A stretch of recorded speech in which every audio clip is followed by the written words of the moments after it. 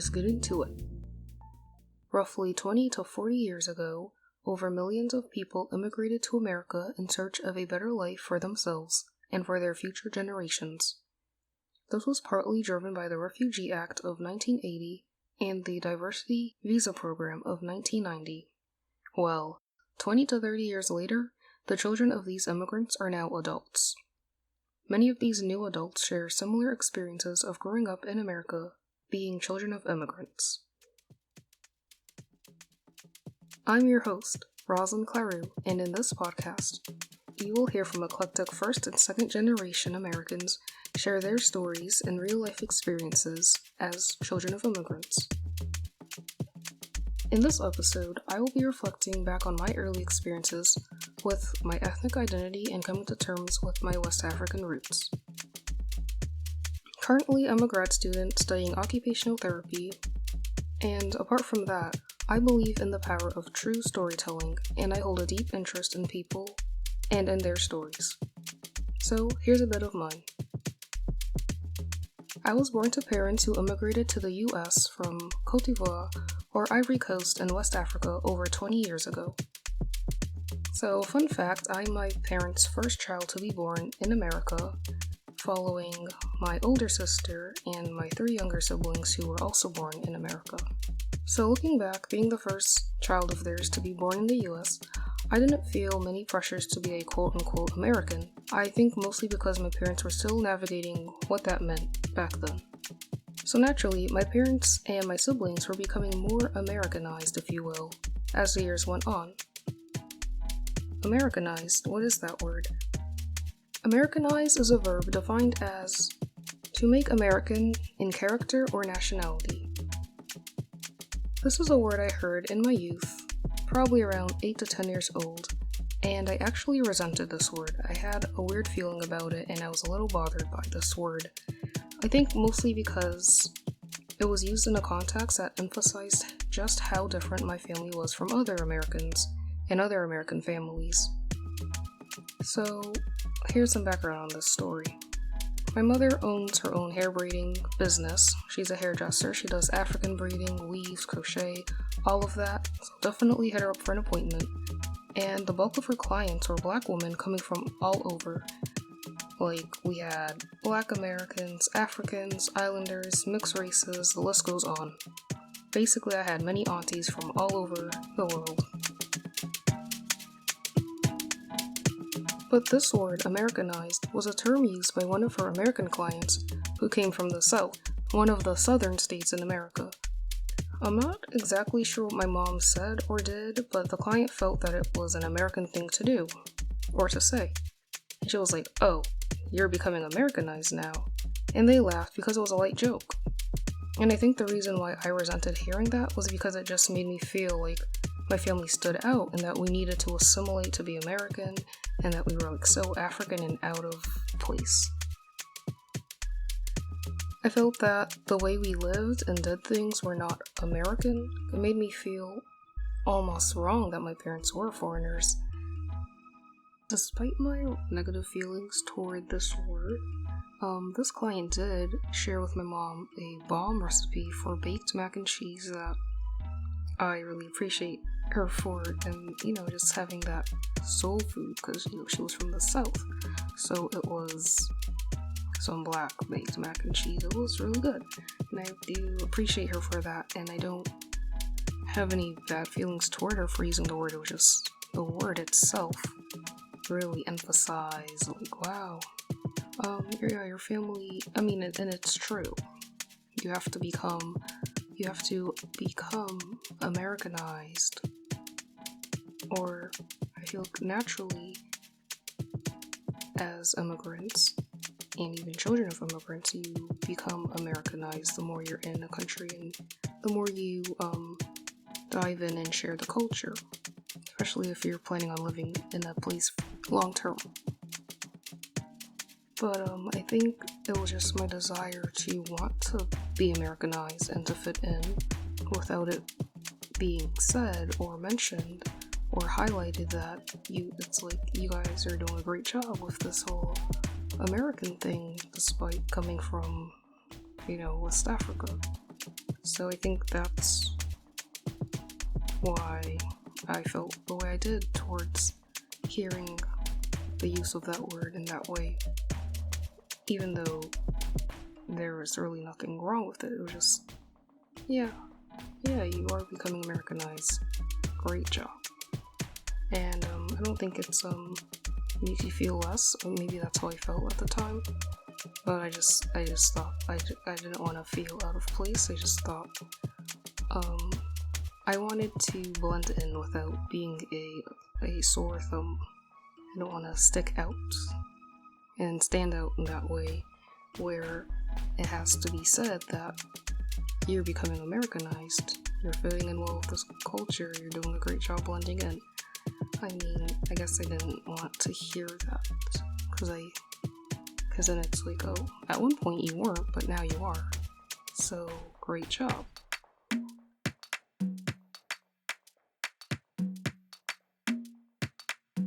I want to share with you a couple mini stories from my childhood about times where I felt this negative feeling surrounding my African identity that is funny to look back on because of how weirdly embarrassed I felt, but how now it's completely different, and it's just a reflective moment to think that, oh, I once felt this way because of this, and now it's something to overcome. So let's get into those. I remember one time playing outside with the neighborhood kids on the block, and my sister was playing with this long stick and just digging a hole in the dirt as everyone was talking, just something to do, keep her hands busy. And one of the kids were like, just looking at her and like, oh, like saying, is that what you do in Africa? And it was just like, it was like so weird to me. I just remember feeling so annoyed and bothered again. I guess I was more sensitive. I guess I was a sensitive child with words. I was just so annoyed. I was like, dang, why do you gotta say that? Like, what does that have to do with anything? How does that signify that, like, this is an African thing to do, It was just like, in my head, this is all internal, of course, I was just annoyed that that comment was made. And, because that's just what kids do. Don't kids go out and dig in the dirt with sticks? Is it because we were African that it was like an African thing to do that they had to ask? Is that what they do in Africa? Isn't that what they do in America? I don't know. I just remember feeling bothered by it, and that just kind of sticks with me. No pun intended.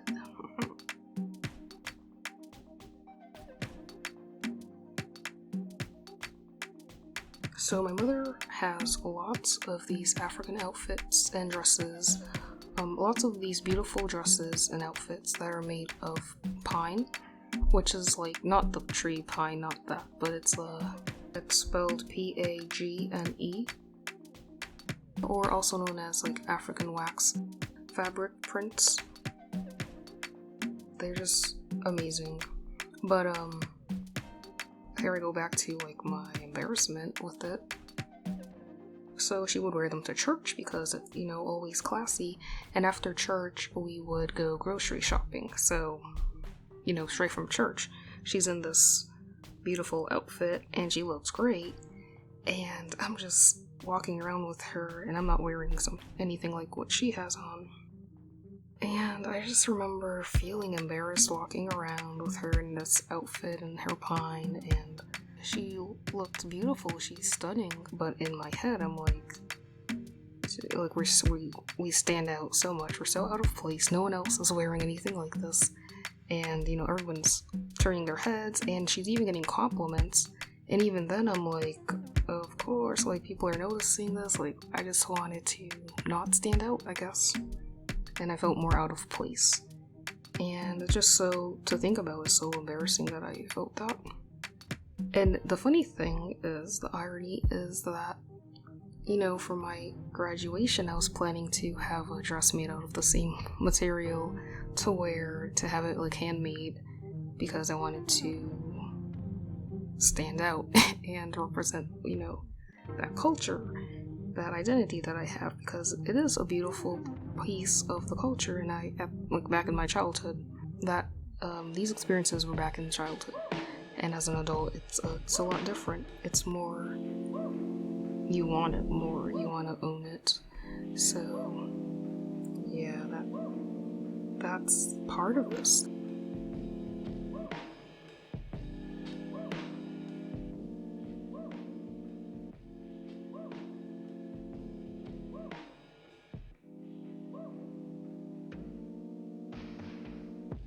I recently came across this article that just made a lot of sense, and it was cool because it was like, wow, things are relatable. People share similar experiences. This is confirmed. So in 2019, Dr. Jalika Saul published her article in the African and Black Diaspora, an international journal. Her article is entitled Convergent Identifications, Divergent Meanings: The Racial and Ethnic Identities of Second-Generation West African Youth.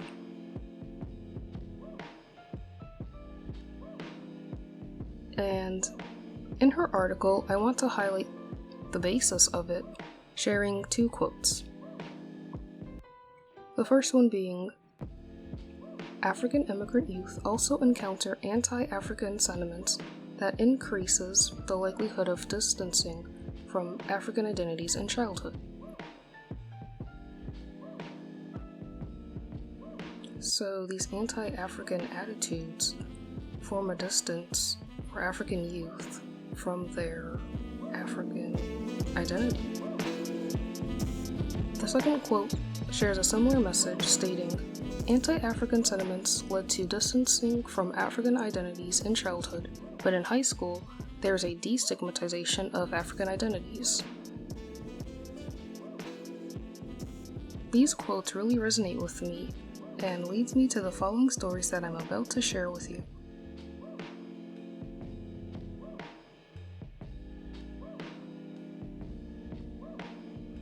I was born in Boston and raised in a suburb outside of the city, so essentially I attended all PWIs, which are predominantly white institutions, so therefore my friend groups early on were predominantly white, but I did have friends, the little sprinkles of us, friends of color, who I'm pretty sure were also children of immigrants.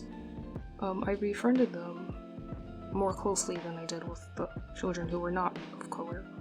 I remember I had a friend in elementary school, and her family was from Egypt.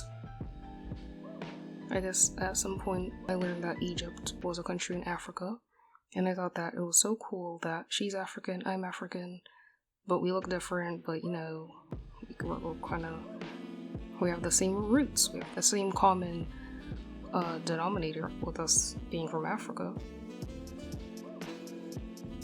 So I do remember at recess time, I wanted to tell her, like, hey, you're African, how cool is that? So I'm like, hey, you're African, did you know you're African, or something like that? And she was like, no, I'm not African. What? And I was like, yeah, you are, Egypt is in Africa, so that makes you African.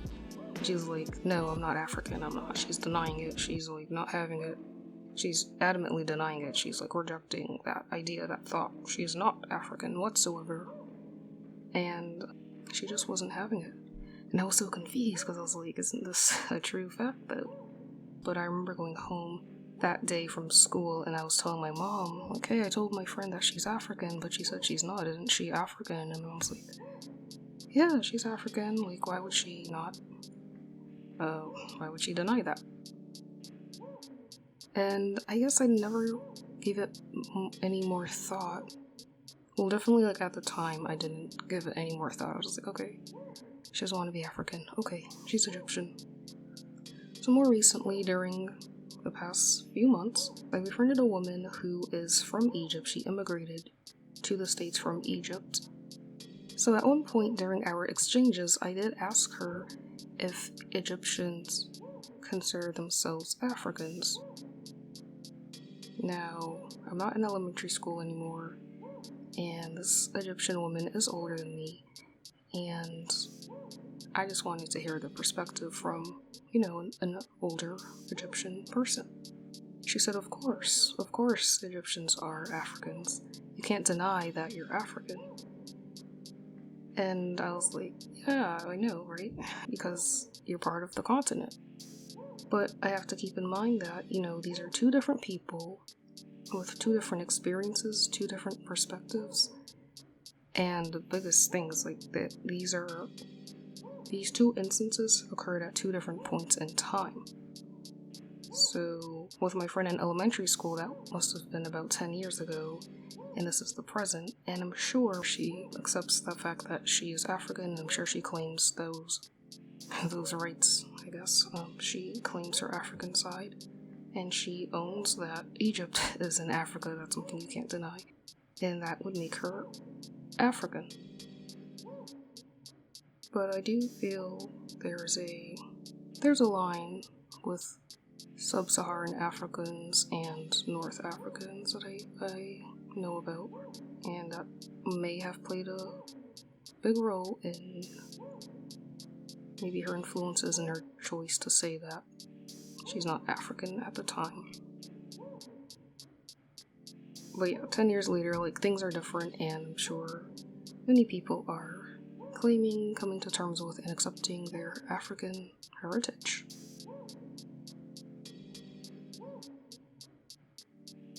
But this original denial of African roots from my peer, who was a child of immigrant parents from Egypt, brings me back to the quotes that I shared earlier from Dr. Jalika Sal, that these anti-African sentiments, these attitudes, stereotypes, the stigma, can really distance you from your African identity, and I think that's what I've seen. That's what I see in her, or I've seen in her at the time.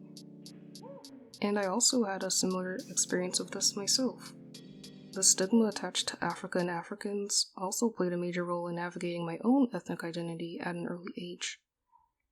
I denied my African roots, and I really do look back at that experience and think, I kind of wish I didn't do that, and I just question myself. Why would I do that? Even though now I know I can understand why.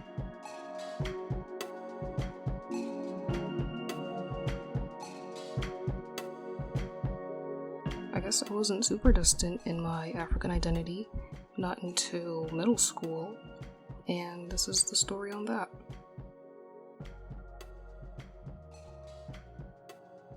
In the 8th grade, the last year before high school, I survived middle school with the whole identity stuff, but here is a pivotal moment where I created a distance from my African identity. I say African identity, though I can't really own that, I feel. We'll get into that later. But in 8th grade, my class had a new international student from Uganda. So we have another African in the building, and he's really cool. He became really popular. I think part of that was because of his accent, and that the fact that he was straight from Africa, so that's huge. And this is another PWI, of course, so you can imagine the excitement. We had I think we had all of our classes together, and I remember in math class, my math teacher in 8th grade was what people would call a pushover. She was so sweet though, but people really did take advantage of her. I guess we were working on problems. He sat next to me and he asked me, where am I from? He's like, where are you from? And I knew exactly what he was asking, knowing that he knows where he's from and he's from Africa, and I knew what he was getting at, but I was not giving him the answer that he was looking for. So I said, I'm American, I was born here. And he was like, yeah, I know you were, but where are you from? I was like, I'm American, what are you talking about? What do you mean, where am I from? This is my country. I was born here. And he was like, yeah, he looked persistent because somehow he knew my roots were not too far back to trace. And that's another thing, that's a really interesting thing that people can identify. Africans can identify their people and in the distinction between Black Americans. So, well, in that moment, I convinced myself that I was a Black American, that this is my country and this is all I know. I don't know anything about Africa. And he knew that I wasn't saying the full answer.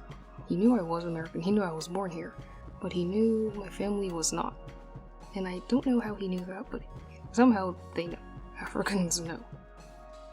And I just felt, even in the moment, I knew that I wasn't being completely honest. I wasn't giving him the answer that, I wanted to say, and I think I did want to tell him, but for some reason, I didn't. I would say that the stigma and embarrassment around being African or having African parents just made me want to form that distance and escape that identity. And to be honest, it's a really cringy memory, and there was a shame and a friction in being African that I wish didn't exist. And in retrospect, knowing that this student came straight from Uganda, he probably has spent his whole life around people that looked like him, and then coming to the States, where in a PWI in this town, where he is the minority, he was probably actively seeking people and faces that look like him, and not just any Black person, knowing that he knew, oh, I'm not just any Black person. Knowing, seeking Africans. And I didn't think about that at the time, but now, when I think about that, I'm like, dang, I really should have, had, formed that connection with him. Instead of him becoming a trophy friend or a trophy peer to a lot of the white students.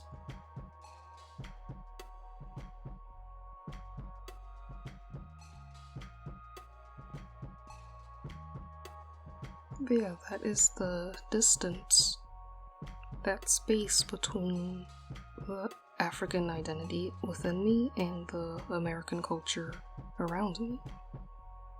And that's the result of that in middle school. And things did change, in high school and in college, where there is a destigmatization, as quoted earlier, and you do come around to your culture and you claim it, you own it, and you come to love it.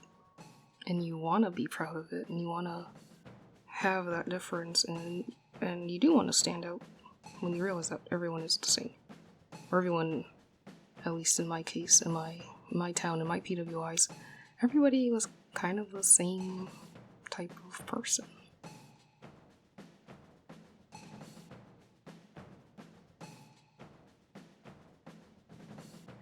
Eventually, I did come to terms with the status and identity of being a child of immigrant parents. Coming to terms with that and what that means for me as an individual, rather than allowing other people to define that for me. And these are people who knew nothing of Ivory Coast, I'm sure, and in a way, I allowed them to make me feel less for coming from that ethnic background. And then I perpetuated that by denying my roots. So again, in retrospect, that is embarrassing. This feeling of feeling ashamed and bitterness of having African roots. When Africa is the motherland, you can't feel embarrassed about that. I can understand the perspective enrolling in PWIs and being surrounded by the majority, white kids with the lack of culture, and even some Black kids, because we're all in this environment. We're all in this predominantly white environment. How their perspective of Africa would be negative and full of stereotypes that say, Africa's poor, Africa's uncivilized, it's disease-ridden. So I do blame the media and American history. But yeah, media and history.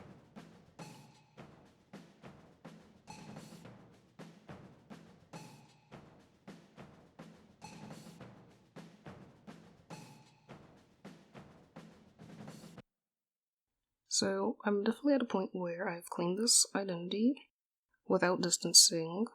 I take pride in the differences and in the culture anti-African sentiments and attitudes held by some people that I once allowed to distance me from this African identity I have are vanished. These are no longer existent.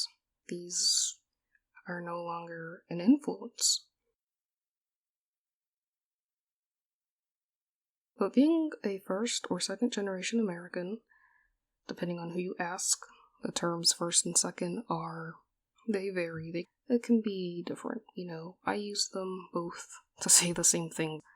I use them as your parents immigrated here, so you are the first generation to be born in this country.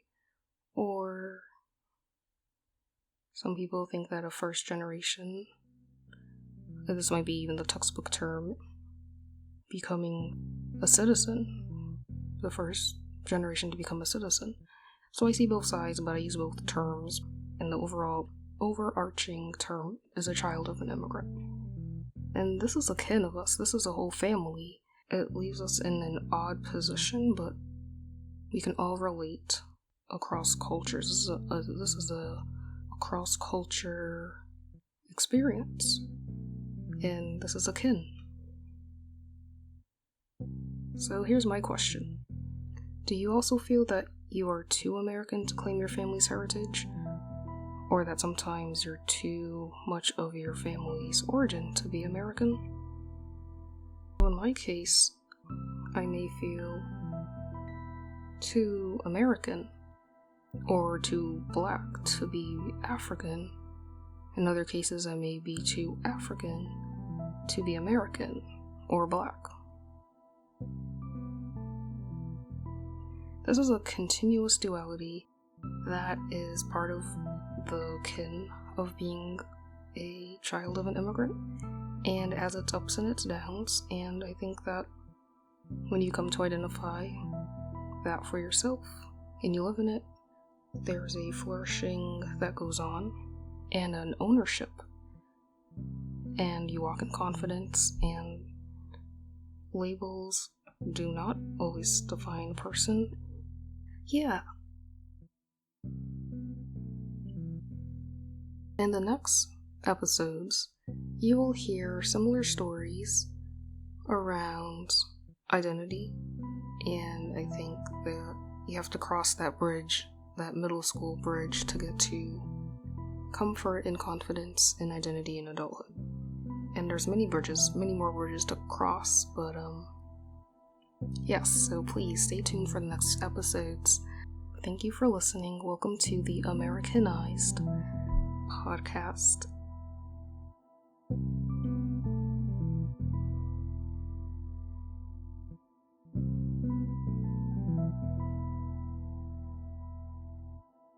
Thank you so much for listening. Hope to catch you in the next episode. All original music produced by Stubborn Soul. You can find him on all music listening platforms at STBRNSAL. Peace out.